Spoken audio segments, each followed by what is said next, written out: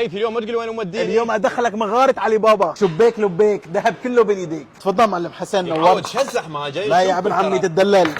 شنو هاي؟ كول حجي وشك اصفر. وهسه ندخلها فطاير نيه وتطلع فطاير مستويه. معلم رح اشوفك كل الاقسام الذهب. هذا قسم حلويات العربيه، هنا تاكل كل شيء اطيب من كل شيء. هنا قسم البيتي فور 30 تشكيله نوع بيتي فور. هذه احلام الطفوله هذه غيب، شوفوا لي ما شاء الله. هذا قسم المعجنات والكليتشه ومختصر مفيد، كل شيء نوكل ويا شاي. هذا الشكل لما كنت ابكي على امي حتى اسوي لي منه. تخيلوا ان انتم تقعدون وهذا المنظر قدامكم، شوفوا لي ما شاء الله.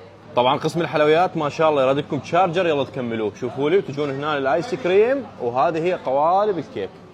بذيك الزاويه موجوده الاشياء الحاره والمناقيش والفرن، وبهذه الزاويه موجوده الاشياء اللي تقهر الصيف من البارستا والمشاريب البارده. عشتي لك حبيبي. هذه اللي ورطنا بيها غي، تعال احكي لي هذه شنو هذه؟ هي المدلوقه الحلبيه. مدلوقه الحلبيه، ايش بيها وايش بيها؟